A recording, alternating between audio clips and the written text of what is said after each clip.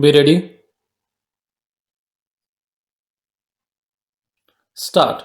We are, in these cases, concerned with the constitutional validity of the Right of Children to Free and Compulsory Education Act 2009, 35 of 2009, in short, the Act which was enacted following the insertion of Article 21A by the Constitution, 86th Amendment Act 2002.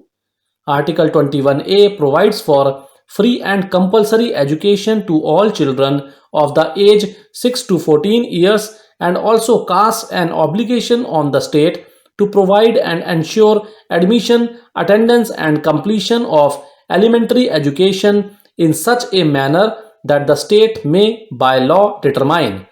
The Act is therefore enacted to provide for free and compulsory education to all children of the age 6 to 14 years and is anchored in the belief that the values of equality, social justice, and democracy and the creation of just and humane society can be achieved only through a provision of inclusive elementary education to all the children. Provision of free and compulsory education of satisfactory quality to the children from disadvantaged groups and weaker sections, it was pointed out, is not merely the responsibility of the schools run or supported by the appropriate government but also of schools which are not dependent on government funds. Petitioners in all these cases, it may be mentioned, have wholeheartedly welcomed the introduction of Article 21A in the Constitution and acknowledged it as a revolutionary step providing universal elementary education for all the children.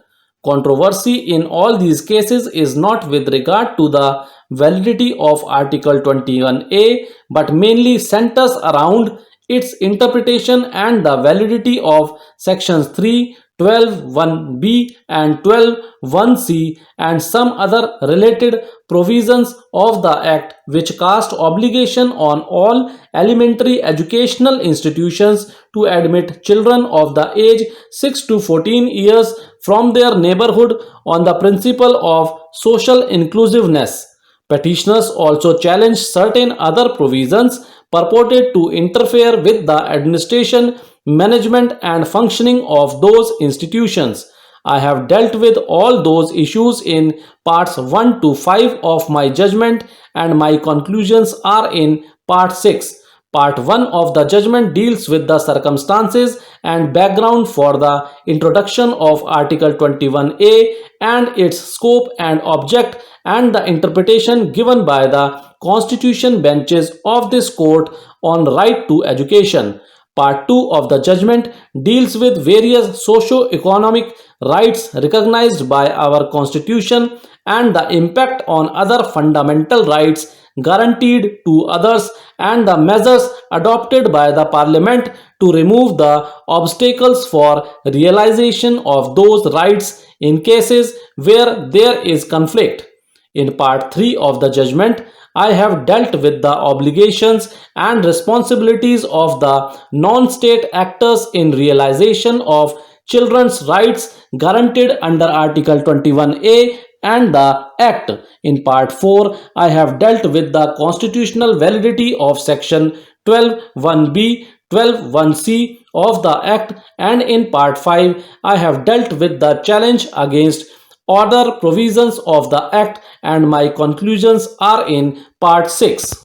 Department in its written note stated that the Supreme Court in its judgment in Unnikrishnan JP versus Andhra Pradesh has held that children of this country have a fundamental right to free education until they complete the age of 14 years.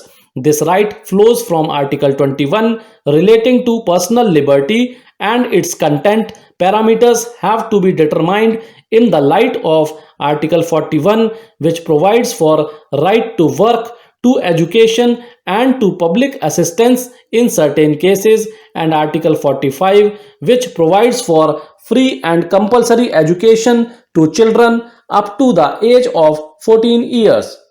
The Apex Court has observed that the obligations created by these articles of the Constitution can be discharged by the state either by establishing institutions of its own or by aiding, recognizing, and granting affiliation to educational institutions.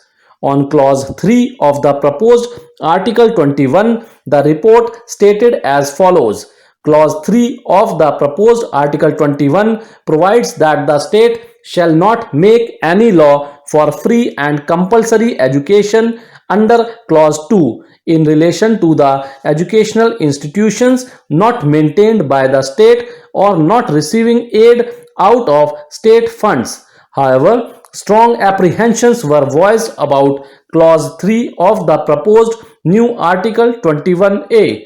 Many of the people in the written memoranda and also educational experts in the oral evidence have expressed displeasure over keeping the private educational institutions outside the purview of the fundamental right to be given to the children. The secretary stated that the Supreme Court in the Unni Krishnan judgment said that wherever the state is not providing any aid to any institution, such an institution need not provide free education. The department took into account the Supreme Court judgment in the Unni Krishnan case, which laid down that no private institution can be compelled to provide free services. Therefore, they provided in the constitutional amendment that this concept of free education need not be extended to schools or institutions which are not aided by the government, the secretary added. He, however, stated that there was no intention to exclude them from the overall responsibility to provide education. Thank you.